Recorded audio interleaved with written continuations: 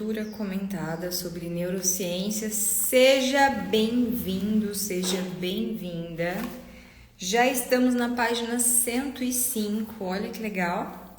Se você nunca leu um livro inteiro, é sua oportunidade para ler um livro junto comigo. Sejam bem-vindos, vai entrando na live e vai falando de onde vocês estão me assistindo. Fala aí pra mim.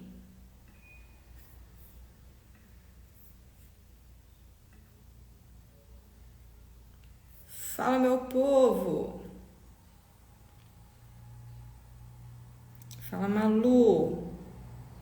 Hoje eu quero convidar vocês não para uma leitura, mas para a gente estudar. Nas primeiras lives eu ensinei como estudar um livro, não como ler um livro. Ó, Minas Gerais, Araraquara, Cuiabá, São Caetano do Sul. Sabe que eu tinha vários amigos em São Caetano. Paraíso do Tocantins, Cuiabá, ó, bastante gente em Cuiabá, que legal. Campo Novo do Parecis, Mato Grosso, vai falando aí pra mim. Loanda. Sejam bem-vindos, cara, vocês são guerreiros, porque infelizmente as pessoas não têm mais o hábito da leitura, né? Mato Grosso do Sul, vai falando de onde vocês estão me assistindo, que eu vou deixando a galera entrar pra gente começar.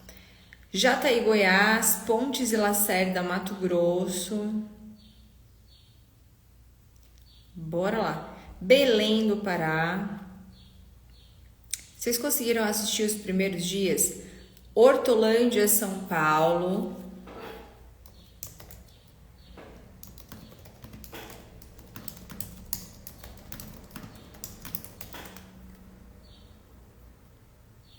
Vamos começar? Que eu gosto de ser pontual, pontualíssima. Então, nós lemos Tangará da Serra, Mato Grosso. Nós estamos lendo esse livro que é Ative Seu Cérebro, que é de uma neurocientista que é cristã. Então, nós vamos falar sobre neurociência e fé. É um livro maravilhoso e nós já estamos aqui na página 105, no capítulo 7 do livro. E a leitura comentada é mais ou menos assim, eu vou começar a ler.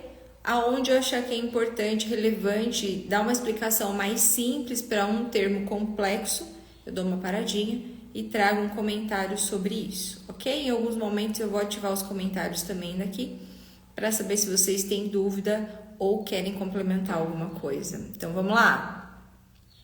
Eu tô amando isso porque isso está me trazendo uma constância absurda. Há muito tempo eu gostaria de ter constância em lives, eu não estava conseguindo, então me propus aqui a ajudá-los a estudar alguns livros e algumas temáticas, e eu comecei por esse livro porque eu amo esse livro, eu já li várias vezes, então eu acreditei que seria muito leve para mim, mas também para vocês que estão assistindo.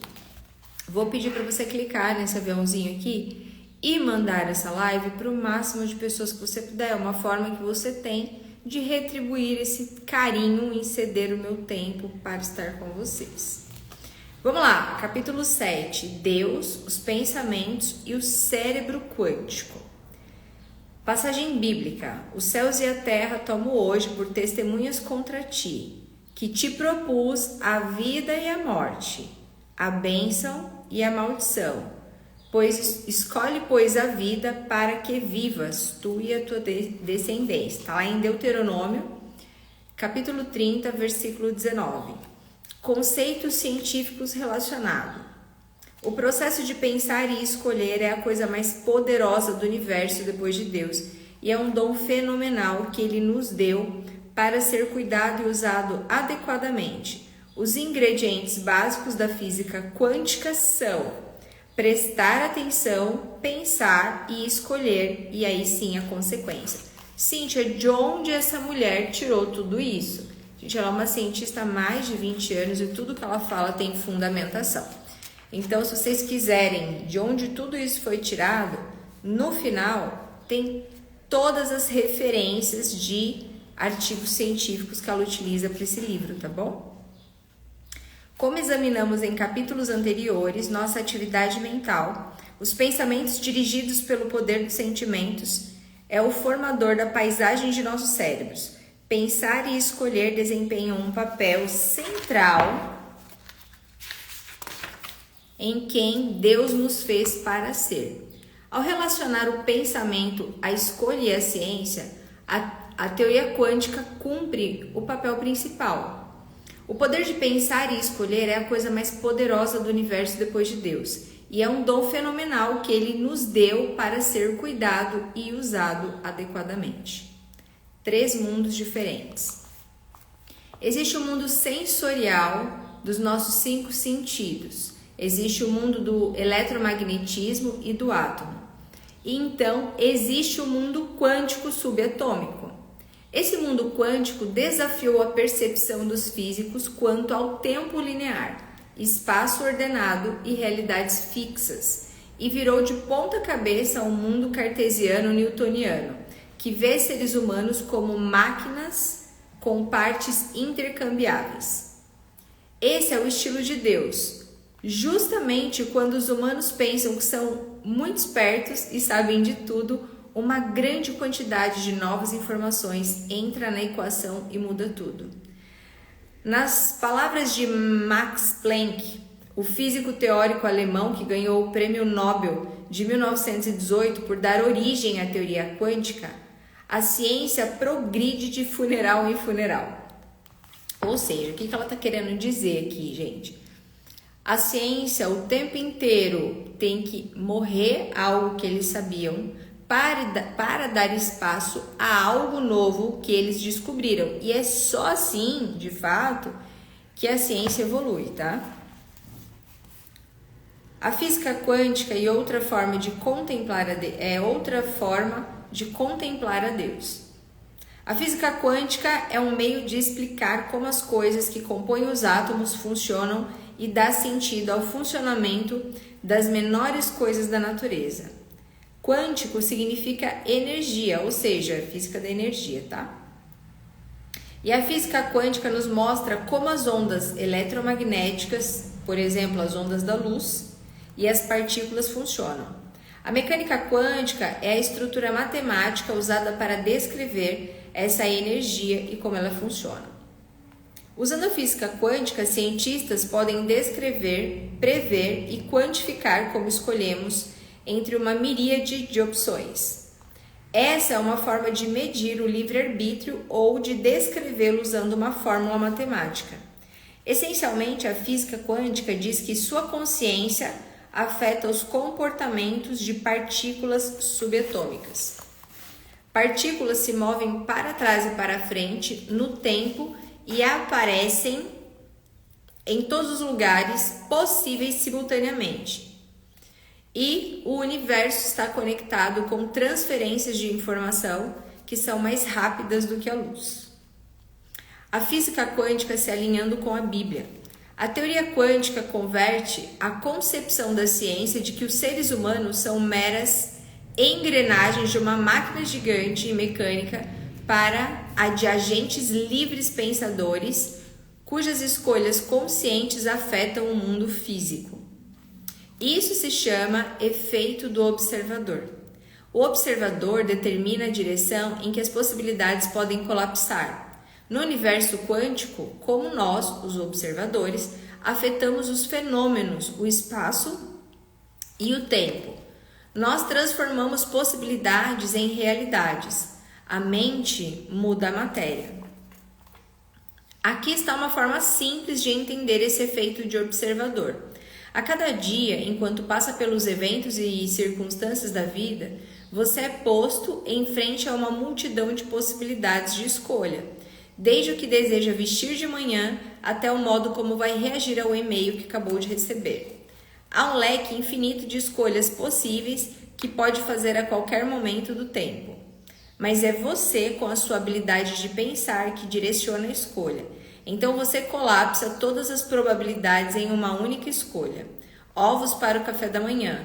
Eu não vou ficar chateado com o tom desse e-mail. Ou então, eu não vou dizer não posso hoje. Assim, enquanto você escolhe, você transforma a probabilidade em uma realidade. Vocês estão conseguindo entender? Quando ela fala sobre física quântica, ela está querendo dizer que todas as nossas escolhas, todas as escolhas que são colocadas diante de nós, mudam a nossa realidade. Por exemplo, imagina que você está andando com o teu carro e você precisa virar em uma quadra. E você está com muita pressa. Só que quando você vai virar, você percebe que é uma rua contramão. Você tem duas possibilidades.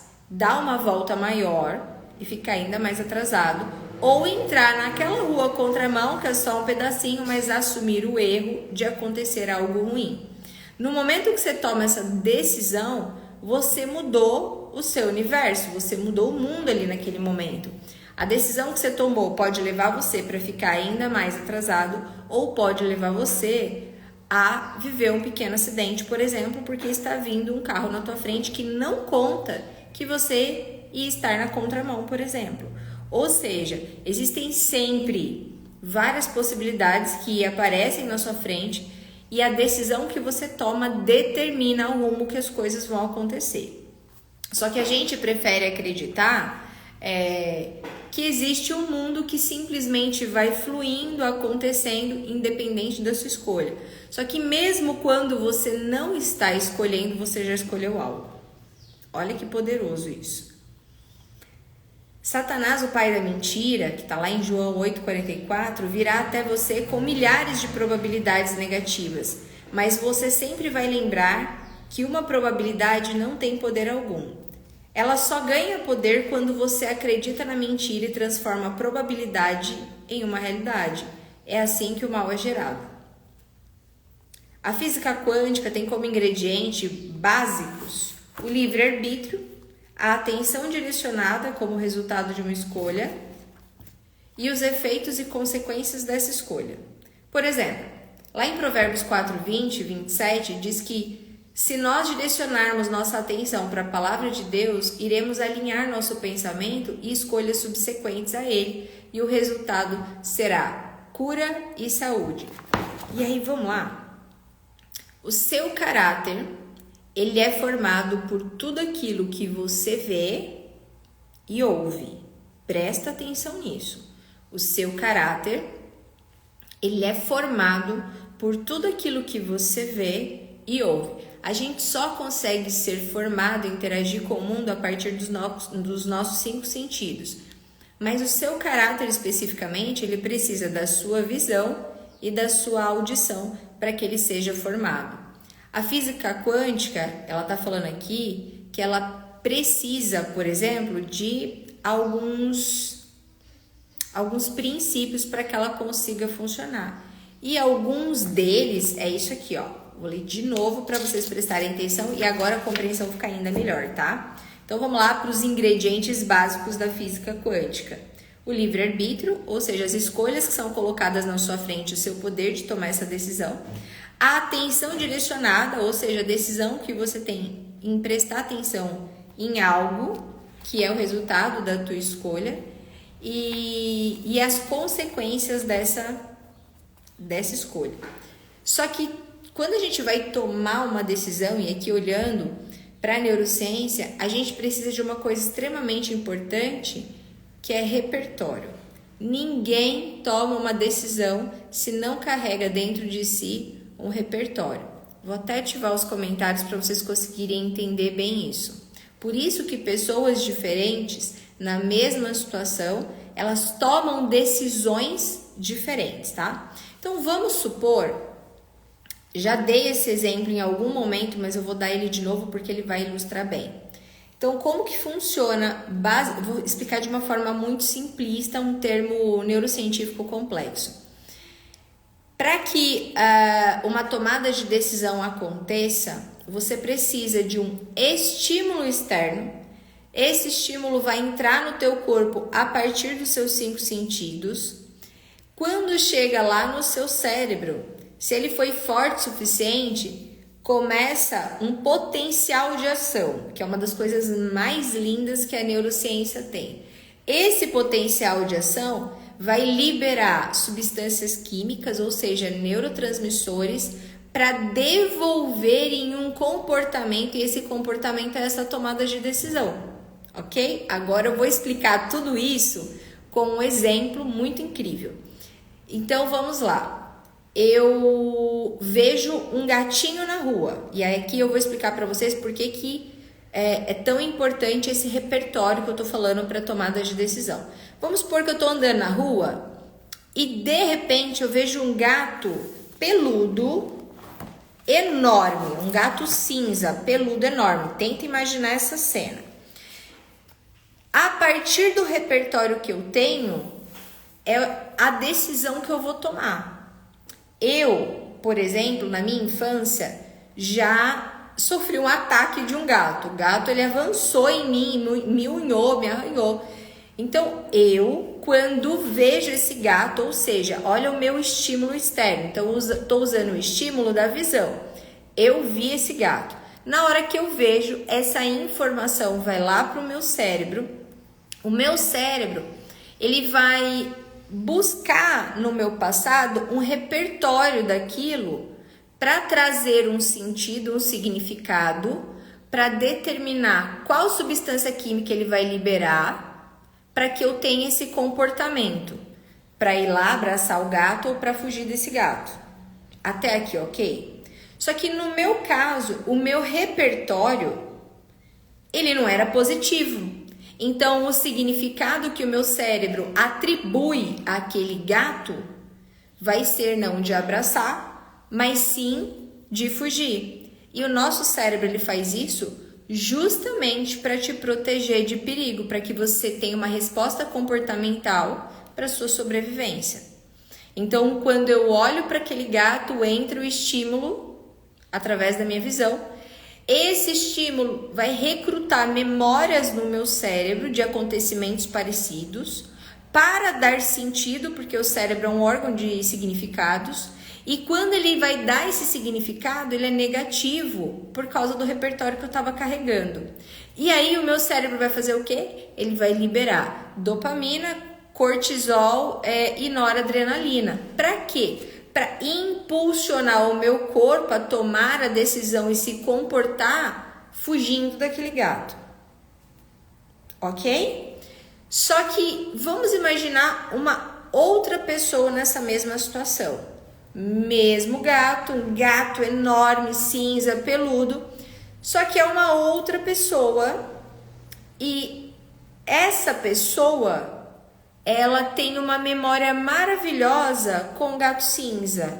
A avó dela, quando ela era bem pequenininha, tinha um gato cinza que era fofinho, que ela amava, e ela passou a infância com esse gato cinza.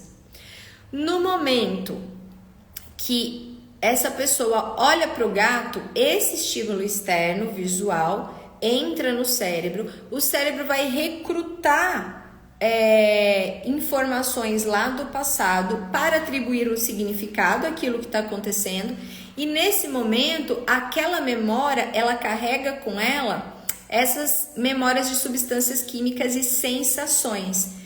Nesse momento, ela não vai liberar cortisol, adrenalina e noradrenalina. Ela vai liberar ocitocina, dopamina, serotonina, que vai empurrar essa menina para ir lá e fazer carinho nesse gato. Olha que incrível que é. Ou seja, todas as tomadas de decisão que você tem hoje são muito influenciadas por todo o repertório que você carrega de tudo aquilo que aconteceu com você. Só que a gente pode, de forma intencional, utilizar esse repertório para agir da forma adequada. Porque senão a gente sente que a gente é escravo de tudo aquilo que nos aconteceu. E na verdade, o repertório ele precisa estar ali para nos servir. Só que a gente só consegue fazer isso quando nós pensamos de forma racional e intencional. Porque como que eu lido talvez com esse medo do gato? Cíntia, acorda. Isso aí aconteceu lá atrás, você era uma criança, era outro gato. É isso que a gente chama de ressignificar. de trazer um novo significado para algo que lá no passado foi ruim. Quando eu vou fazendo isso de forma intencional, eu refaço as ligações sinápticas que tem no meu cérebro e eu trago um novo sentido para a presença desse gato na minha vida. Olha que vocês estão conseguindo entender? Parece muito complexo, mas a gente vive isso o tempo inteiro. Por isso que eu falo que neurociência é vida. Todo mundo tinha que ter acesso a esse conhecimento, porque quando você compreende como você funciona, é mais fácil tomar decisão, é mais fácil lidar com as suas dores, é mais fácil lidar com os seus medos, criar repertórios positivos e lidar com estímulos externos. Ok? Ó, a Rô tá falando aqui que morria de medo de cachorro por causa de algo na infância e hoje ela ama. Inclusive, se vocês querem entrar lá no nosso grupo Desafio Mente Magra, que era só para as minhas alunas, mas já tem uma galera de fora entrando, vai lá no link da minha bio, que tem um link para você entrar, tá? Você não vai pagar nada não, é gratuito, só tô ajudando a galera lá por enquanto. Então vamos dar sequência aqui? Assim, um ato intencional como escolher atender às orientações de Deus, ouvi-las e memorizá-las, vai produzir o efeito da saúde em todo o seu corpo. Por isso que a gente precisa ler a Bíblia, porque quando você lê a Bíblia, tudo que está escrito lá se torna um repertório para você. Quando você tem que tomar uma decisão lá na frente, você pode recrutar essas informações da leitura que você fez e ela vai se tornar um repertório. Te propus a vida e a morte, a bênção e a maldição, escolhe, pois, a vida. Intencionalmente, avalie as opções e escolhe sua reação, para que você viva, você e a sua descendência, que é a consequência de uma escolha intencional. Vamos aplicar os ingredientes básicos da física quântica, que é prestar atenção, pensar e escolher, e aí vem a sua consequência. 1. Informação. Você recebe uma ligação do escritório do seu médico dizendo que os resultados do seu exame de sangue saíram e pedindo que você ligue para eles o mais breve possível. 2. Aí vem o pensamento. Vários pensamentos estão girando em sua cabeça. A opção 1 é o medo. Eles disseram o mais breve possível. Será que isso significa más notícias? E se eu tiver? E se eu tiver? E assim vai até o ponto que você vai escolher as canções para o seu funeral. A opção 2 é a negação. Isso é rotina, eu vou ligar quando eu tiver tempo. E a opção 3 é ter fé. Eu tenho fé de que serão boas notícias. Eu não vou me abalar por qualquer diagnóstico. E às vezes você pensa só uma dessas coisas. Às vezes você fica pensando assim, nossa, eles mandaram eu ligar logo. Certeza que eu tenho algum problema. Aí você vai lá pro Google e lá qualquer sintoma que você coloca, o final é câncer, né? E aí você já fica desesperado, apavorado. Ou é gravidez ou é câncer. E aí você fica apavorado. Mas você pode só pensar também na negação. Cara, não é nada demais isso aí. A hora que der eu ligo. E você vai negando que um fato importante de que o médico pediu para você ligar com urgência. E o 3 é ter fé e achar que não é nada e eu não vou me abalar, não importa o que seja. Só que em alguns momentos a gente pode pensar as 3 coisas ao mesmo tempo, não é? Você pensa que já é uma coisa muito grave, mas depois você pensa assim, não vou ligar agora não, mas depois logo você já tá pensando, não, e se for também eu não vou ligar. Só que aí de repente vem pensamentos intrusivos negativos e você já começa a pensar que é algo ruim de novo e aí você fica com a síndrome do pensamento acelerado e fica desesperado. Aí o 3 é a escolha. Você escolhe uma opção. Por exemplo, se você escolher o medo, seu cérebro vai responder estabelecendo o pensamento, eu estou doente. E você viverá nesse pensamento. O cérebro, assim como eu expliquei lá nos primeiros capítulos, ele é um órgão que precisa de significado. Ele precisa atribuir um significado para dar uma resposta comportamental. Logo, se você fica pensando que você está doente, ele vai trabalhar nesse comando e vai começar a liberar substâncias químicas no seu corpo que logo vai te levar de fato para uma doença. porque ele quer dar sentido a tudo aquilo que você está sentindo. Ele entende esse sentimento como um comando para ele trabalhar e devolver uma resposta comportamental. Consequência, repentinamente você se sente doente e tem certeza de que vai morrer. 5. Nova consequência. Você liga para o médico e seus resultados não têm problemas. De repente você se sente melhor e talvez até um pouco ridículo. Portanto, seu cérebro se torna em que você se concentrou. Sabe que a gente fica ouvindo tudo que você foca expande? É sobre isso. O corpo, ele executa a vontade do espírito e da alma. E o que o seu cérebro se tornou produz o que você diz e faz. E dita como você se sentirá física e mentalmente. Porque ele quer ser congruente com o comando que você mandou. O seu cérebro, ele acredita em absolutamente tudo que você conta para ele. A física quântica tem múltiplas definições, mas a formulação original de Copenhague da teoria quântica, feita por Bohr, na Universidade de Copenhague, em 1927, é considerada a vovó delas, a mais antiga. Ela afirma que as escolhas livres feitas pelos seres humanos são uma variável controlável subjetivamente, o que significa simplesmente que você controla suas escolhas. A mecânica quântica pode ser usada para provar que pensamentos e escolhas são reais e mensuráveis. O modo como você experimenta seus sentimentos, a maneira como você interage com seus pensamentos e o tipo de atenção que você os dá irá mudar a forma como o seu cérebro funciona. Se você aplicar esse princípio, você pode se libertar de pensamentos e ações destrutivas e você pode mudar de hábitos ruins para bons hábitos, que é o que a gente está fazendo lá no nosso grupo. Parece, gente, bobeira. Eu vou dando alguns comandos específicos para as meninas que estão no grupo.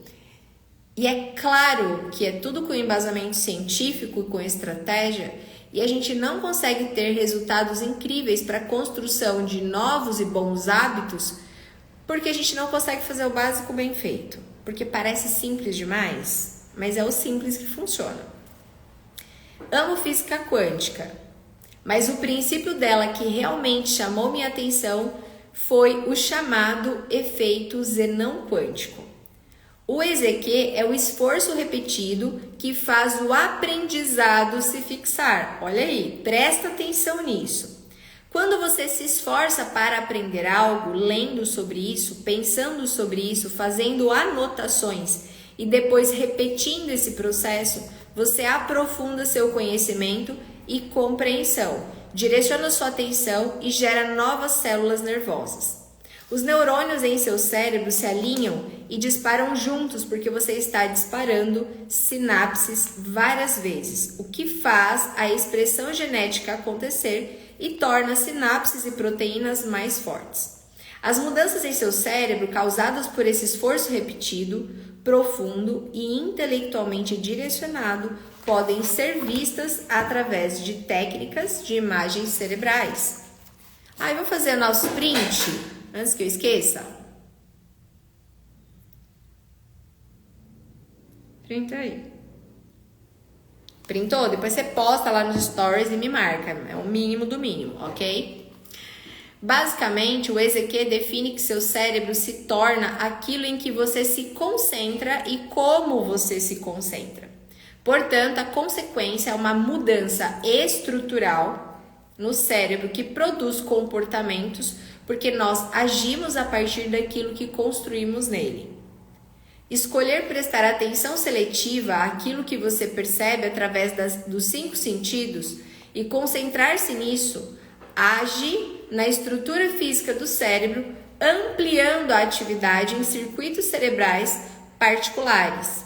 Em minha pesquisa e prática clínica, ensinei para professores e estudantes como direcionar a atenção de uma forma lógica, organizada e sistemática, que seguia a maneira como o cérebro constrói pensamentos. Essa forma de direcionar a atenção reúne coletar as informações relevantes, lê-las muitas vezes, pensar sobre elas repetidamente, anotá-las, revisar tudo de novo para que haja precisão, ensiná-las e aplicá-las. Mas agora aqui, Eu preparei uma aula incrível extra que não teria para o nosso programa de aceleração à autoridade, que é para profissionais da área da saúde mental, psicólogo, psiquiatra, psicanalista, neuropsicoterapeuta. Essa aula eu ensino como estudar, como aprender.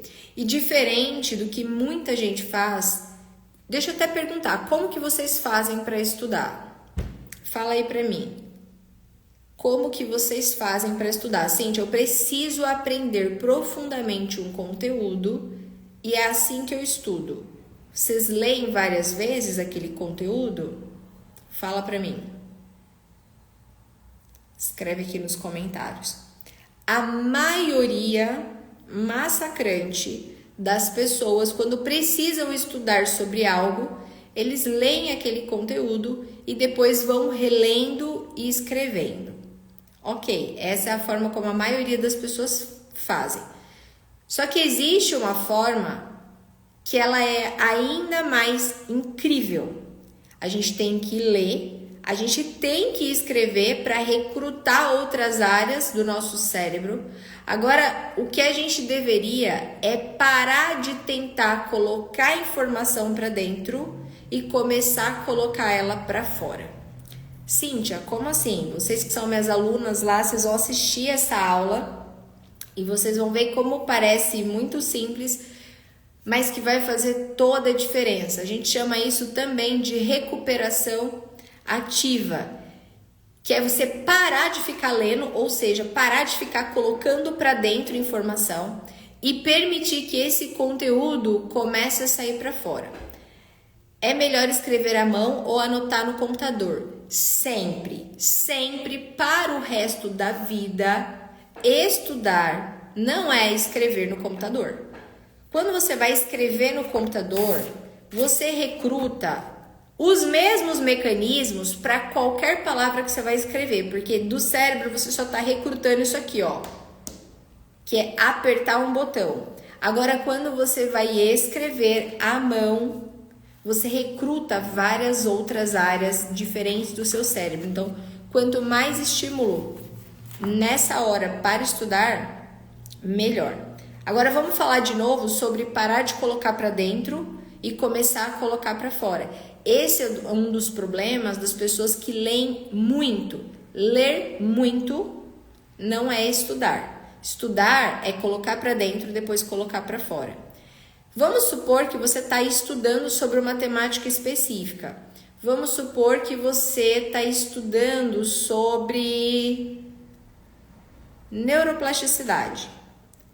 Neuroplasticidade, você vai ler uma, vai ler duas, talvez leia 3 vezes. Você vai pegar um flashcard, que é um papelzinho, escreve de forma ativa. Fecha o livro, fecha o caderno e você vai escrever o que você compreendeu sobre neuroplasticidade. Escreve. E aí você vem e consulta para saber se o que você escreveu estava certo. Você já leu mais uma vez? Não estava certo, Cíntia. Fecha o livro, fecha o caderno, escreve novamente o que você compreendeu daquilo. E aí a gente precisa fazer uma pausa estratégica para que você consiga fazer essa recuperação ativa de novo no outro dia. Sabe quando você vai malhar, que você vai treinar, que os profissionais falam que você precisa dar um descanso para o teu músculo? Para o seu cérebro é exatamente a mesma coisa que você vai fazer. Você vai dar pausas estratégicas, dar um descanso e depois você vai fazer uma recuperação ativa. Qual é a melhor maneira de fazer essa recuperação? Porque uma vez que você estudou, você viu, reviu, essa informação, ela está lá dentro. Ela só vai ser apagada se ela não for recrutada, porque o seu cérebro vai entender o que? Essa informação não é importante, não tem por que ficar ocupando espaço aqui, vamos jogar ela para fora. Agora, quando a gente faz uma recuperação ativa de algo que foi relevante para você, você vai lembrar. E qual é a melhor maneira de fazer isso? Com perguntas. Escreva uma lista com as perguntas mais relevantes. O segredo do sucesso não é ter as respostas, é saber fazer as perguntas certas. As meninas que estão nos programas de aceleração, elas vão descobrir isso. Muita gente falou sobre o quanto a inteligência artificial ia roubar trabalhos. Na verdade, se você não souber fazer as perguntas certas para a inteligência artificial, você também não consegue utilizar a potência que é essa ferramenta. Então, precisa saber fazer as perguntas certas. O que você vai fazer enquanto você estiver estudando? Você vai ter um caderno do lado, onde tudo que você está aprendendo, você vai escrever em formato de perguntas. E às vezes perguntar de formas diferentes. E tenha um caderno de perguntas. E peça para alguém te fazer essas perguntas. Teu cérebro automaticamente vai lá dentro e vai recrutar essa informação. Cíntia, não consegui lembrar. Pede para ela perguntar de formas diferentes. Quer ver como é verdade isso? Imagina que você tem um diário. Nesse diário, você vai escrevendo várias coisas legais que aconteceram com você. Anos depois, alguém vai lá e pergunta para você: como que foi o seu Natal de quando você tinha 13 anos de idade? Na hora, provavelmente, você vai falar assim: nossa, eu não lembro. Mas se a pessoa falar para você assim, ó, lembra que no teu Natal de 13 anos você tava na casa da tia Cotinha? Aí você vai falar: nossa, verdade. Naquele momento, aquela pequena informação além, ela conseguiu resgatar um acontecimento que parecia que você não lembrava mais.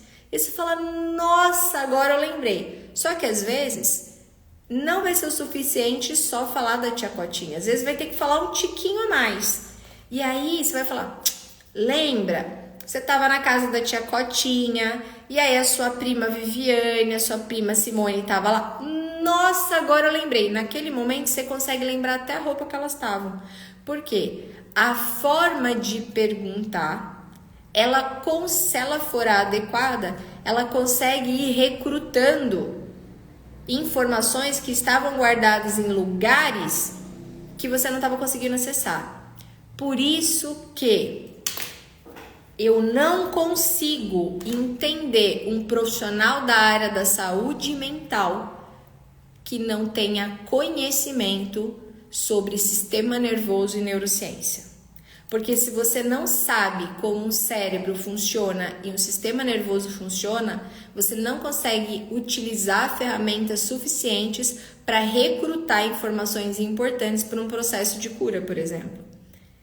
Então, na hora de estudar, enquanto você está estudando coisas que você não pode esquecer, por exemplo, neuroplasticidade, você vai usar o flashcard para escrever como você compreendeu, mas na hora de colocar para fora, você precisa ter perguntas certas para recrutar esse conhecimento na tua cabeça. E assim você vai fazendo recuperação ativa com espaçamento, que a gente chama. Ok? Fez sentido para vocês aí do outro lado? Fez? Vamos voltar aqui para nossa leitura. Eu já nem lembro mais onde eu tava. Lembrei. Vamos voltar lá? Se está fazendo sentido para você, vou pedir para você clicar aqui no aviãozinho e mandar para o máximo de pessoas que você conhece, porque essa aula de hoje aqui não vai ser uma aula, né? Vai ser incrível. Em minha pesquisa prática, vou reler o último parágrafo, tá? Para ficar mais fluido, mais coeso. Ensinei para professores e estudantes como direcionar a atenção de uma forma lógica, organizada e sistemática, que seguia a maneira como o cérebro constrói pensamentos. Essa forma de direcionar a atenção reúne coletar informações relevantes, lê-las muitas vezes, pensar sobre elas repetidamente, anotá-las, revisar tudo de novo para que haja precisão, ensiná-las, colocar para fora e aplicá-las. Esse é o meu processo de aprendizado de 5 etapas. Ative seu cérebro. Uma outra forma é fazer associação de coisas complexas com coisas do dia a dia. Então, por exemplo, deixa eu pegar aqui, ó. eu preciso estudar sobre neuroplasticidade. Eu lembro o conceito, mas eu preciso achar uma forma com que isso aqui que eu estudei seja recrutado com palavras simples do meu dia a dia. Então, se eu falar sobre neuroplasticidade, eu posso lembrar de plástico e associar esse conhecimento a plástico. Então, toda vez que eu precisar recrutar esse conhecimento, é como se eu usasse uma palavra-chave para ir lá no meu cérebro e encontrar aonde que estava essa informação. Então, fazer associações de coisas grandes e complexas com palavras mais simples e do seu cotidiano. Em minha pesquisa de PhD, meu objetivo de estudo foi a tendência acadêmica histórica das escolas, que usavam uma intervenção básica de habilidades de estudo e uma abordagem tradicional do ensino e do aprendizado. Quando introduzi meu processo do Ative Seu Cérebro para um grupo de estudantes, o desempenho acadêmico deles melhorou de forma significativa. Os resultados mostraram uma melhora de 35% a 70% no desempenho cognitivo e metacognitivo, como foi medido por resultados acadêmicos em 4 matérias: inglês, matemática, história e ciências. Esses estudantes desenvolveram a certeza de que persistência e trabalho duro atingiram o resultado final e que se esforçar um pouco mais e desafiar a mente é o que faria diferença. Eles aprenderam a ciência por trás disso em suas aulas comigo e aplicaram as lições nos estudos. E os resultados falaram por si mesmos. Isso foi essencialmente o efeito Zenon quântico em ação, que também vi repetidamente em minhas outras pesquisas, nas vidas de meus pacientes, em meus filhos e mesmo em minha vida. Trabalhei com sucesso para pacientes bem jovens, como pacientes de 3 anos, e pacientes já de idade, de 78 anos. Um piloto que queria mudar de profissão e montar um CPA, ou um contador público de certificado. Parte do que ensinei para esses estudantes em minha primeira aula foi uma compreensão de que a inteligência está se desenvolvendo continuamente. Portanto, eles podiam ser tão inteligentes quanto quisessem, baseado em o quanto eles usam o cérebro. Parte dessa aula também incluiu uma introdução básica ao funcionamento do cérebro quando aprendemos e como construir memórias, incluindo o conceito de neuroplasticidade. Um fato importante que expliquei foi que eles estavam no controle do desenvolvimento do próprio cérebro e que trabalho duro e desafiar a si mesmos ajudam o cérebro a gerar mais células para si. A motivação e entusiasmo deles por serem responsáveis pelo próprio aprendizado era incrível. A doutora Carol Dweck, psicóloga e pesquisadora da Universidade de Stanford, descobriu resultados parecidos. Ela percebeu que estudantes que acreditavam ser possível o crescimento da inteligência tinham pontuações maiores em matemática. Aqueles que acreditavam que a inteligência é fixa tiveram uma diminuição nas notas de matemática. Ela, então, comprou um grupo de estudantes treinados em habilidades básicas de estudo com outro que foi ensinado que o cérebro cresce em resposta à inovação e ao desafio. No fim do semestre, aqueles que tiveram a mini abordagem de neurociência tiveram notas em matemática significativamente melhores que o outro grupo.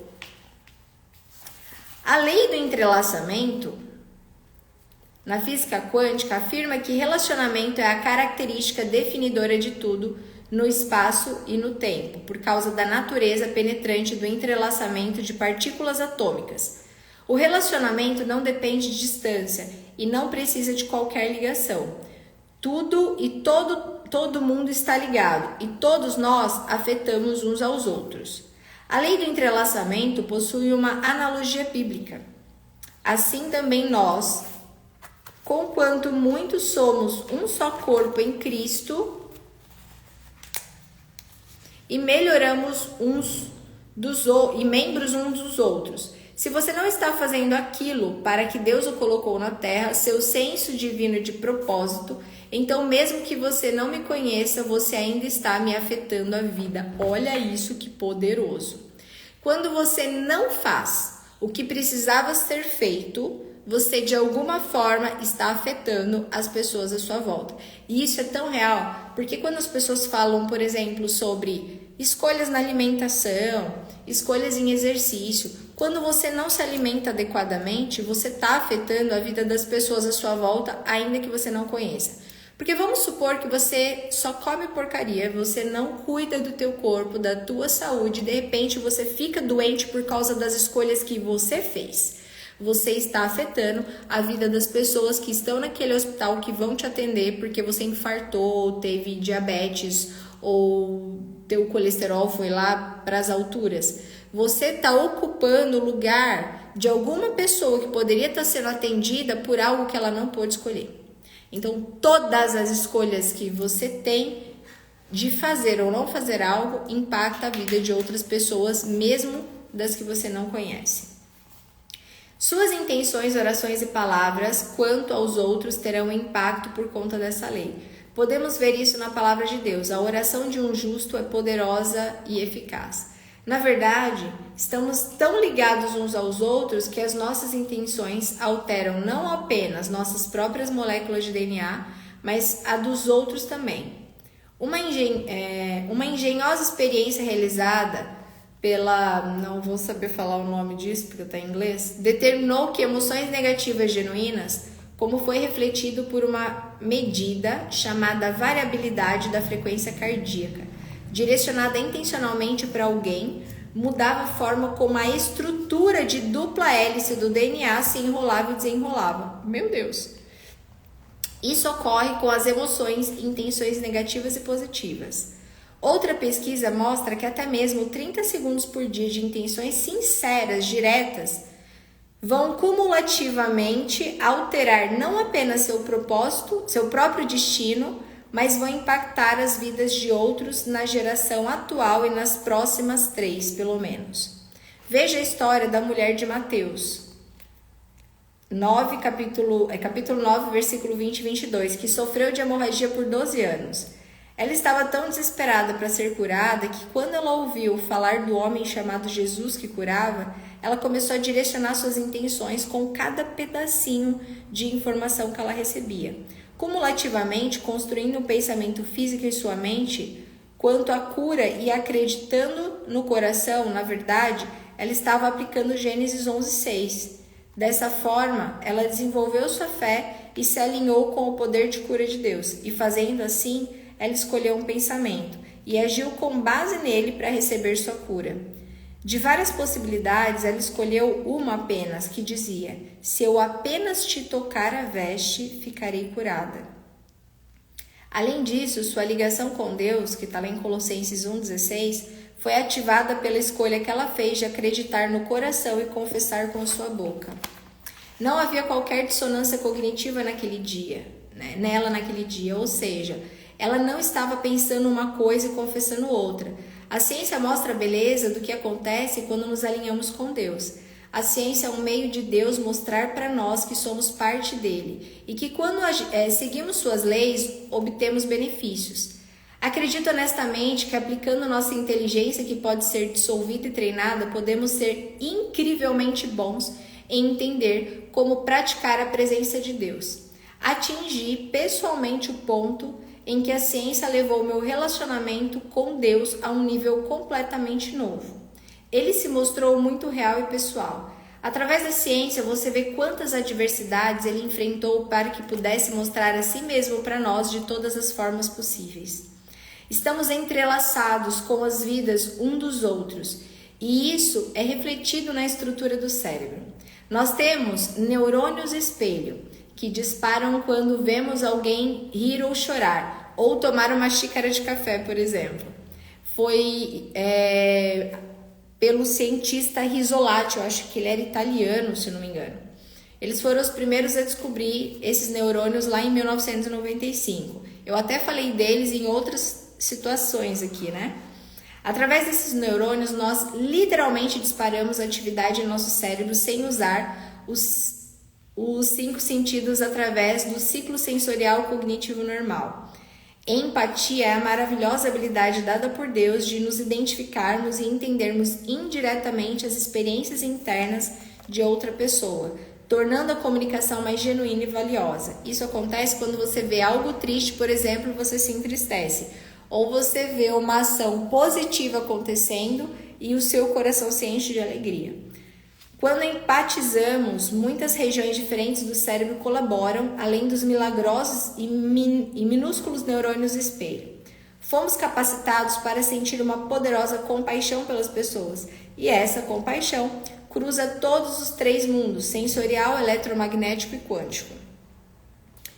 A teoria quântica chama o entrelaçamento de comportamento bizarro quanto a partículas, como 2 delas entrelaçadas agindo como se fossem uma só, mesmo quando distantes uma da outra.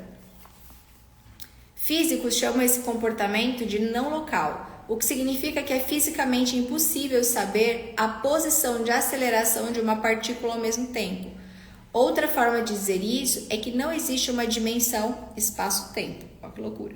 Sabemos que Deus trabalha fora da dimensão espaço-tempo. Para Deus, um dia é como 1000 anos e 1000 anos é como um dia, né? Sabemos que Deus trabalha fora da dimensão do tempo e sabemos que a oração faz o mesmo. Existem muitas histórias de pessoas orando umas pelas outras em diferentes lados do planeta e sentindo o efeito da oração. Na verdade, existem muitos estudos documentados sobre o impacto da oração no mundo da neurociência, junto com os milhões de testemunhos de cristãos ao redor do mundo. A neurociência já comprovou o poder e a eficácia da oração, tá? Isso é comprovado cientificamente. Uma experiência inovadora foi feita e ela mostrava que somos capazes de impactar as mentes e cérebros uns dos outros, mesmo quando sinais sensoriais, os 5 sentidos, e eletromagnéticos, neurônios espelho, e a atividade do lobo da ínsula foram todos removidos. Esse impacto apenas funcionou com os meditadores que construíram um relacionamento um com o outro, não com aqueles no grupo controle que não tinham um relacionamento. Na experiência, pesquisadores pediram que 2 pessoas meditassem uma perto da outra e em uma sala protegida por elétrons, chamada de gaiola, não vou saber pronunciar o nome. Depois, eles se separaram e as colocaram em 2 gaiolas diferentes. E enquanto eles continuavam a meditar, os pesquisadores jogaram luz no olho de um dos meditadores. A parte do cérebro que foi ativada naquela pessoa também se ativou na outra, mesmo não havendo qualquer conexão eletromagnética ou sensorial.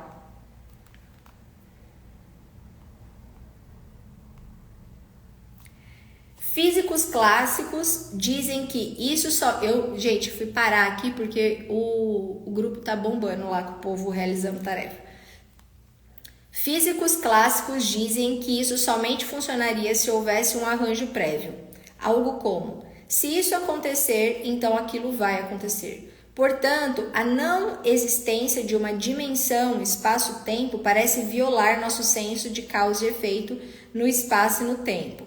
Por exemplo, se alguém precisa de uma cirurgia no coração, então ela é realizada e não tem sucesso ou não. No entanto, um estudo mostrou que aqueles submetidos a uma cirurgia cardíaca que tinham apoio espiritual em forma de oração e apoio social mostravam uma taxa de mortalidade de 1/7 em relação àqueles que não tinham.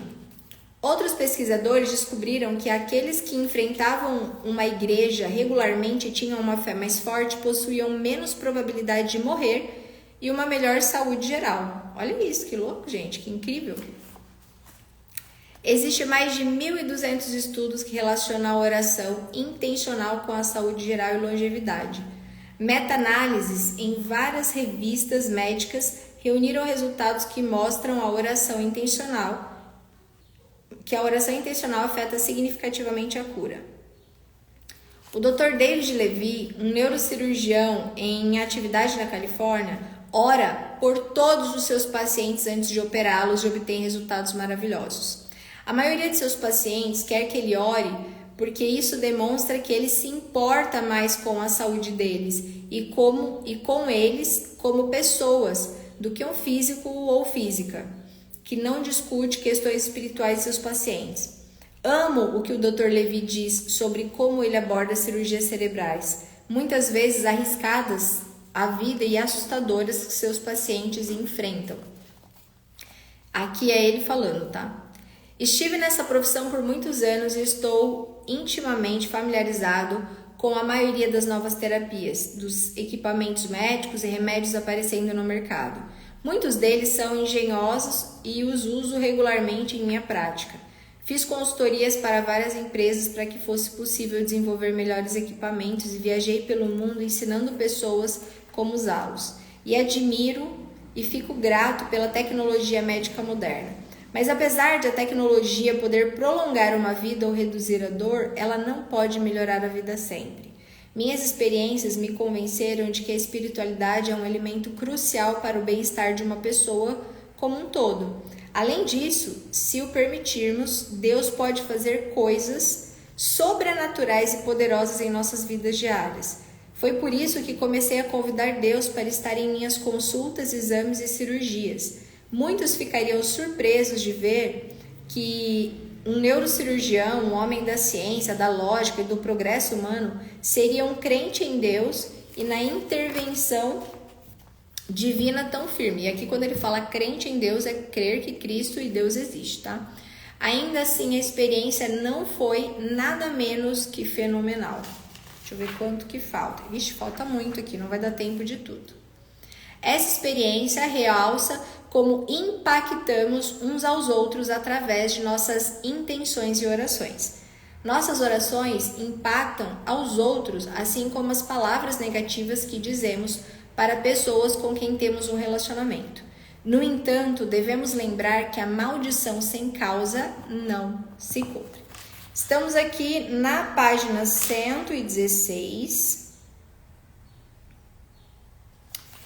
E vamos parar por aqui para a gente continuar amanhã. Mas olha que incrível, já lemos 116 páginas juntos em pouquíssimos dias. Faltam só algumas páginas para a gente concluir a leitura e eu vou ativar aqui os comentários para falar para vocês o seguinte. A nossa formação, quando foi questionado, né? Nós tivemos algumas equipes de lançamento que queriam entrar no projeto como sócio para alavancar as nossas vendas. Uma das primeiras coisas que eles nos questionaram é por que a formação ela tinha fundamentação bíblica. Então, hoje, a nossa metodologia de neuropsicoterapia, ela tem base na ciência, mas ela também tem base na fé. É justamente porque eu acredito firmemente que nós, seres humanos e profissionais, nós conseguimos ir até uma parte com o nosso paciente, mas existe uma parte que a ciência não consegue explicar, que só Deus pode ir. E ela dá resultados extraordinários. Uma vez eu falei para Deus que eu jamais subiria em um palco que Ele não pudesse subir junto comigo. E palco na minha vida é todo lugar que eu dou espaço para execuções feitas por mim. Então, o digital é um palco, eu jamais vou fazer publicações ou estar aqui no digital se eu não puder falar de Deus. Quando eu estou no palco mesmo, eu jamais vou subir se eu não puder falar de Deus. Inclusive, eu palestro pelo Sebrae e mesmo nas palestras corporativas e também lá, eu só vou se eu puder falar de Deus. E dentro do meu trabalho, dentro da neuropsicoterapia, eu só atuo se eu posso também falar do amor de Deus. Cíntia, tira uma dúvida, fazendo um favor. Não entendi muito bem o que é epigenética. Epigenética é tudo que está acima da genética. Se a gente for para a etiologia da palavra, epi é acima, né? Na superfície. É tudo que está além da genética. Então, suas escolhas, atividade física, exercício físico, ambiente, fatores externos, tudo isso está acima da genética. Então, isso é epigenética. Mas a gente pode depois fazer uma aula só falando sobre isso, porque já é 2:02, já extrapolamos o nosso tempo. Prometi para vocês que seria todos os dias 1 hora fazendo leitura. Depois me diz aqui se você entendeu o que é epigenética, tá bom? Se quiserem amanhã, antes de fazer a leitura, a gente pode vir aqui só falando sobre epigenética e eu trago para vocês exemplos práticos sobre isso, só que vai demorar um pouquinho de tempo.